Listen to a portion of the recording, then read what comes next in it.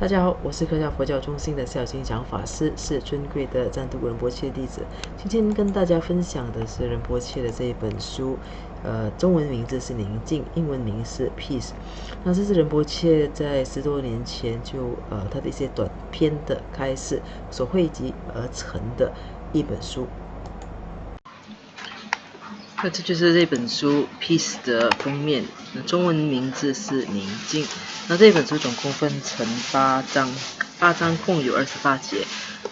我们之前分享前面的第1章、第3章，那目前来到第4章，第4章的第2节，也就是全书的第17节。那第17节呢的题目是 This is transforming misunderstandings。那下面的小题是 We need to create transformation today so we can create new ideas about ourselves tomorrow。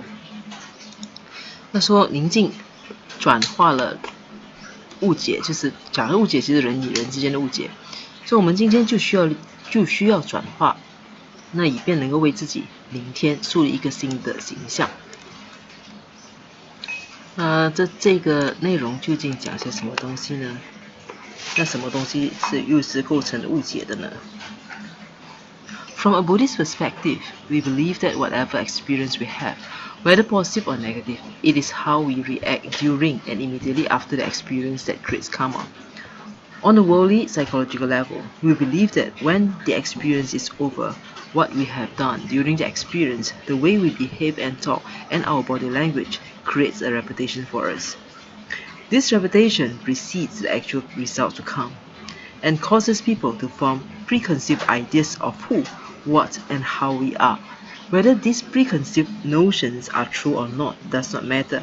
People experience us as we experience them.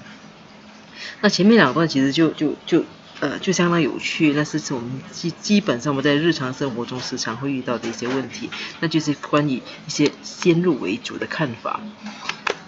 那佛教徒是相信说，无论怎么说呢？从佛教的角度来说，无论我们的经历是什么，我们有什么样的经历都好，不管是正面的或者是负面的，不管是好的还是坏的，我们在事发的时候或者事发之后，他当时的现场机场的反应，那就是我们所造的业。那站在世俗和心理学的角度来看的话，那我们相信说，当这个经历结束了，这个经验过去了之后呢，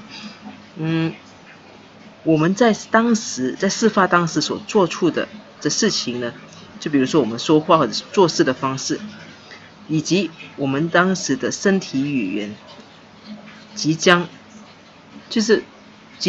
创建了我们的声誉。所谓的声誉，也就是别人对我们的看法和我们的印象。那讲的比较白一点，就是说，在世俗的角度，其实是发生什么事情都好，你当时怎么反应，你说什么话呢？态度怎么样呢？表情如何呢？这是别人给别人留下来的印象。那别人留下来的印象，那就是构成了你的声誉的基础。那简单来讲是这样子。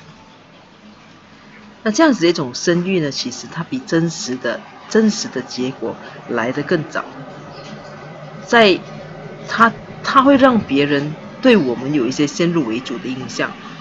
至于这些印象是真的或者是对的或者错的，其实并不重要，因为别人他们去体验，他们去感受我们的方式，其实跟我们去感受的他们的方式呢，其实是一样的。那怎么说呢？那我们接下去这一段再跟大家念一念。For example, you may normally be sloppy and unaware, and you forget things. You may not pay attention and are not alert. You may be full of anger and react negatively. You may be irresponsible, lazy, and like to hide behind your tears. You may normally forget to fulfill your commitments. Or you may be a person who is normally very responsible, very kind and gentle. You may be very skillful and enthusiastic to help. However you are, if you are a certain way over a long period of time, those attitudes or actions forms preconceived ideas about you, and those preconceptions create your reputation. The reputations of you, whether true or false, creates more conceptions about you in others' mind, and that conception is what usually hurts us. We are always complaining and saying things like, I'm misunderstood, people don't understand me. We spend a lot of time explaining, justifying, and talking about ourselves to others. However, when we look at ourselves deeply, we have no result. 刚才讲的就是一些先入为主的印象会比实际的结果来得更早。那为什么呢？其实我们怎么去别人怎么去感受我们，其实跟我们感受别人的方式都一样的。那基础其实建立在之前我们的声誉是怎么样的。那就举个例子说，比如说你可能是一个很草率、一个很粗心大意、也很善忘的一个人。那你可能就是注意力很不集中啊，很不警觉啊。那你可能充满愤怒，或者常常做出一些很不好的行为。那你可能是一个不负责任，你可能是一个懒惰，很喜欢用眼泪来掩饰自己的人，或者你又常常可能忘记自己所承诺过的事情，又或者你可能相反的，你是一个非常负责，你是一个善良，你是一个温和，你可能是一个很善巧、很喜欢帮助他人的人。那不管怎么样，不管你是哪一种人都好，你只要长时间的不断的去重复某种态度的行为的话，那别人必然就会对你产生一些先入为主的印象。这些印象呢，就是造就或者造成你的声誉的基础。那你这些声誉不管是真的还是假的，将会在他人的心中留下更深刻的印象。而这样子的一种印象呢，它通常会给我们带来伤害。我们常常有些时候会抱怨说，我被误解了，或者人们不了解我。我们浪费了很多时间在做解释，在为自己辩解，或者企图让别人去了解我们。然而，当我们去深一层去审视自己的时候，我们实际上并没有任何成绩。那重点是这样子，我们其实是没有任何成绩的。那我们再看一下接下去的那一段。We have no result, but we are very eloquent in explaining why we have no result in our lives or in our spiritual practice. Why is it that we can explain why we have no results, but lack an answer to do something to change it? Since we know why we have no results, we must also know the antidote. If we do not know of an antidote, there are two paths available to us. Find one in the Buddha, or find one in the friend who has wisdom. We should not stick to our narrow views, actions, and ways of thinking, because it brings us nowhere. It has brought us nowhere so far. Therefore, if we have bad relationship with our parents, our spouses, our friends, or people we meet, and we are constantly misunderstood, we need to understand that we have created the reputation for ourselves directly or indirectly. We need to stop always complaining and justifying. We might even have created that reputation for ourselves on a subconscious level. There are some of us who think that we have been very good in this life. In our ignorance and darkness, we might believe that we have not done anything wrong, and that it is unfair of people to think badly of us and accuse us. There's a reason and a cause for that. We might be acting in situations without consciously realizing how we act. 那我们可能说，刚才说其实我们到现在为止，我们什么成绩都没有。那我们可能什么成绩都没有，但是我们对于解释为什么自己至今还没有任何成绩，我们可以是非常有怎么说呢？我们可能是非常振振有词的。那然后呢，就是对于我们修行上没有成绩的，我们也同样都是有一大篇的理论可以来解释。那问题是，为什么我们能够为自己的一事无成做那么多解释，却不愿意去改变现况呢？那既然我们知道自己为什么会一事无成，我们必然也知道他对治的方法。如果我们不知道对治的方法是什么东西，那我们至少还有两个选择。第一个呢，是在佛陀身上找寻答案，另外一个是在一个有智慧的朋友身上找寻答案。重点就是我们不应该死抓住自己的狭隘的看法，自己的行为和思考模式不放。因为那将不会给我们带来任何成果，至少到现在为止，证明它其实没有给我们带来多大的成果。因此如果我们跟我们的父母、伴侣、朋友或者其他人关系不好的话，而我们也经常被误解的话，我们就必须明白，那是因为我们已经无论是直接或者间接的，我们已经不知不觉的给自己建立了某一种声誉。我们应该停止不断的去为自己做辩解。事实上，其实我们可能在自己的潜意识当中，也给自己建立了同样的声誉。那这句话怎么解释呢？就是说，也许你觉得别人在误解你，你可能觉得那是冤枉，你可能是不服气的，但其实长时间这样下来，你自己可能在潜意识当中，你已经开始在接受了你自己本身就是那样子的一个人。他这个意思是这样子。那我们当中呢，有些人也许会一直都觉得自己是个好人。我们的愚昧，我们的无明，也许会让我们相信我们自己并不曾做过什么坏事，并不曾做过什么很严重的错事。那别人指责我们，说我们不好，我们会觉得那是不公平的。那凡事其实都有他自己本身的一些因由，我们可能并没有真正意识到自己做过了些什么东西。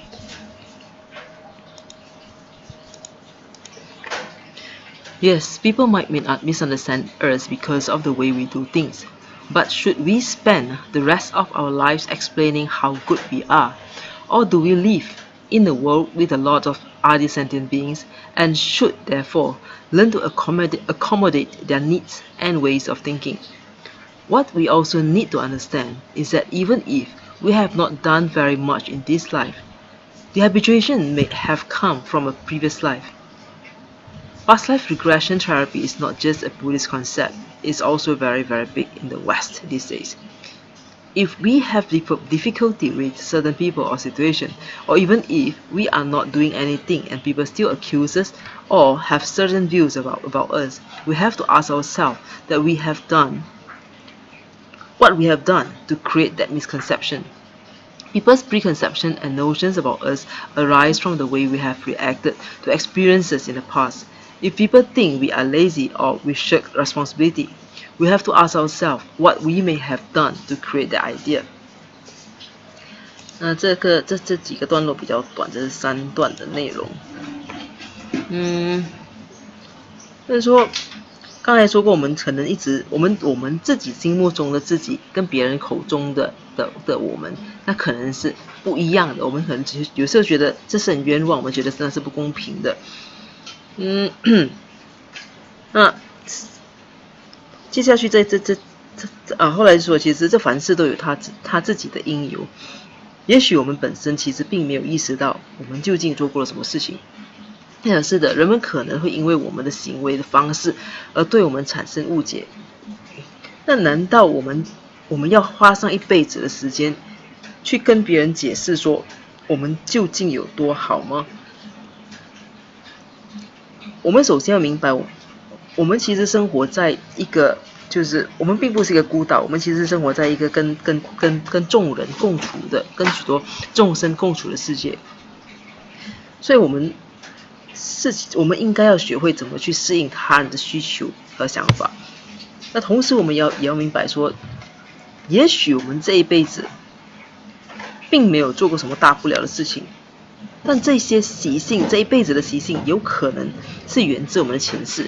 那仁波切在这里有特别强调说，就是说前世疗法其实并不是佛教的观念，今天的西方世界怎么说也大量在使用前世疗法。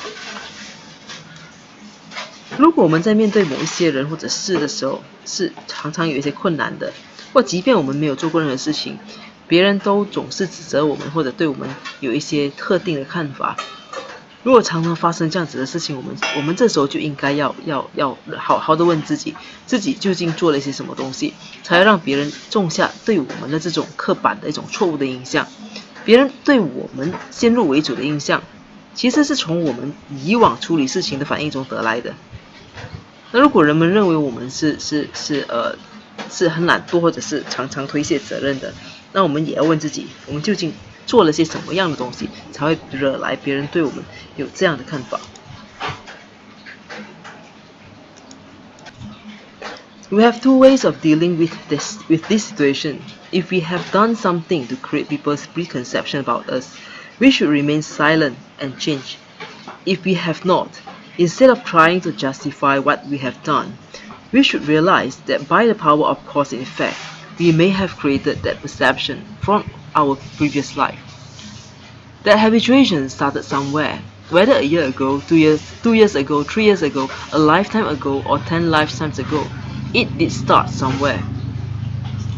The wrong way to deal with the situation would be to spend the rest of our lives defending ourselves, putting all of our energy into telling people how right we are, and not putting our energy into transforming ourselves. We only have a certain amount of energy and time. If we put all our energy and time into explaining everything around us, we might finally justify ourselves, but we would have achieved nothing by the end of our lives. 那这里说呢，如果说我们在面对一些人或者事情的时候是面对困难的话，或者说我们即便做什么，怎么说呢？我们什么都不做，别人却总是指责我们，或者对我们持有某种特定的看法。这个我们不好意思，这个之前已经解释过了。那新的一段是面对这种情况，面对刚才这种别人误解的情况，我们其实有2种对应的方法。第一个，如果是因为我们做了一些什么东西，而导致其他人对我们有先入为主的印象，我们其实应该做的其实是保持沉默，然后去开始做出改变。那如果我们什么都没做过，与其尝试去自我解释、去辩解的话，我们应该去意识到，在因果定律的怎么说呢？这可能来自我们前世所建立的形象。那在因果定律的作用底下呢，才导致人们在今世对我们产生这样的看法。这样的习性就是别人眼中的我们的习性，或者是我们自己本身有的习性，它必然是有一个起始点的。它可能是1年前，可能是2年前，可能是3年前，那可能是10年前，可能是1辈子之前，那可能是10辈子之前。无论怎么说，它必然是有一个起点的。所以，那就你去追溯它，怎么说呢？它必然有一个起点，而那个起点必然是我们。所以，与其你用1辈子来为自己去辩解、去辩护，你耗尽自己所有的精力去告诉别人我们是多么正确的，而且我们是怎么被误解的。你用1辈子的时间，与其花1辈子的时间来这么做，却不把仅有的精力和时间去用在转化自己，那绝对是一种错误的做法。因为毕竟怎么说，我们的时间和精力这一辈子是短的，我们的时间和精力都是有限的。如果那在同样的一段时间内，你把所有的时间都用来解释，去为自己做辩解的话，那你怎么可能有时间去怎么说呢？去达成其他事情呢？那到头来你可能最后是成功为自己辩护了，但是到了生命的这怎么说呢？即将终结的时候，结果还是一事无成的。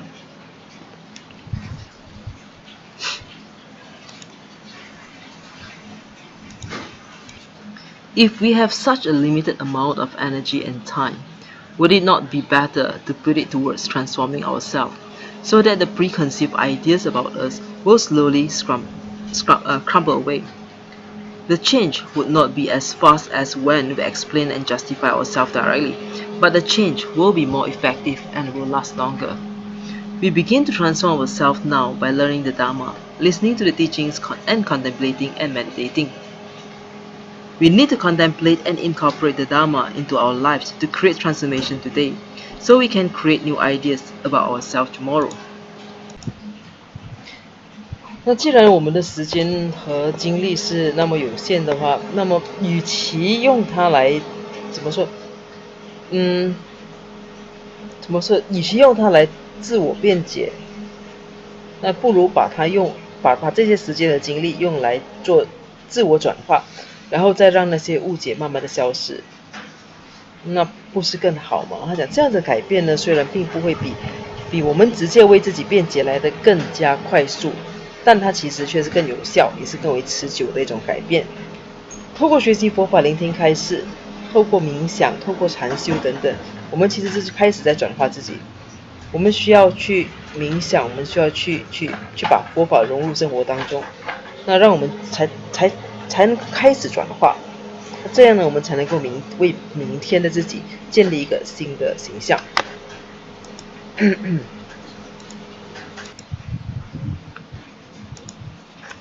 Let me give you an example of how to use Dharma to transform your life.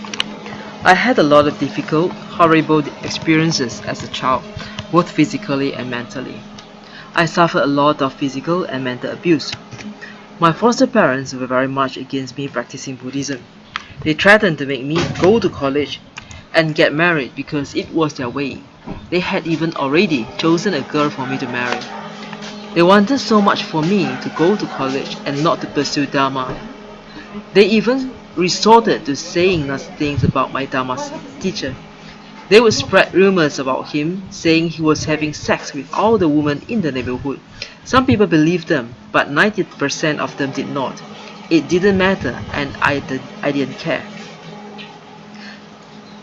那仁波切呢，就怎么说？他就有在这里有一个，他用了自己作为一个例子。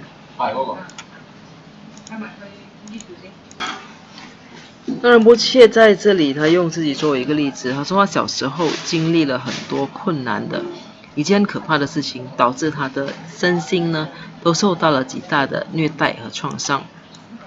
他说他的养父母很反对他学习佛法，他们常常恐吓他，要他听他们的话。那他们要他做什么呢？他们要他先上大学，然后结婚。那这养父母甚至早就已经为他找到了一个结婚的对象。他们很希望仁波切能够上大学，而不是去追求佛法。然后他们甚至为了达到这个目的呢，他们甚至不惜去说仁波切的上司是怎么样的，就是说一些仁波切的上司的坏话，来企图逼使仁波切放弃佛法。他们甚至到处造谣，说仁波切的上司跟某个地区，跟那个地区的许多女人都有性关系。那有些人相信他们，但99%的人都不相信。那其实都不重要。仁波切说，因为他其实并不在乎这一切。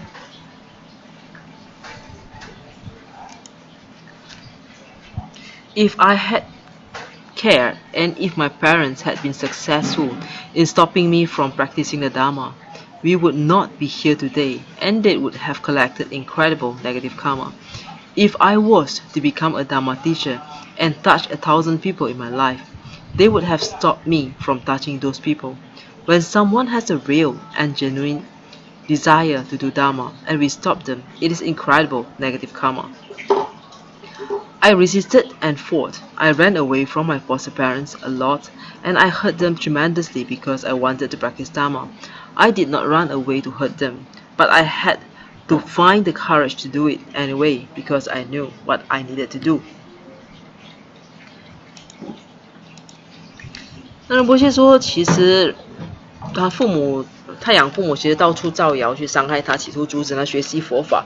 那仁波切说，其实他并不在乎。他说，如果他当时在乎的话，如果说他的养父母成功的阻止他学佛的话，那今天呢，大家就已经不会在这里了。他所谓的大家今天不会在这里，意思是说就没有一个仁波切就不会在那里说法，也其他人也不会在那里听法了。那这样子的话呢，他的养父母也会因为这样子而造了很大的恶业。那如果仁波切作为一个佛法导师，他这一辈子能够接触1000个人的话，那如果他的养父母成功阻止他，就表示说他们已经阻止他去接触那些人。一个人如果真心渴望想学佛，我们却阻止他的话，那一个是一个极大的恶业。所以仁波切当时呢，他努力的，他在抗议而且争取，为了修习佛法，他很多次的离家出走，也给养父母带来了很大的伤害。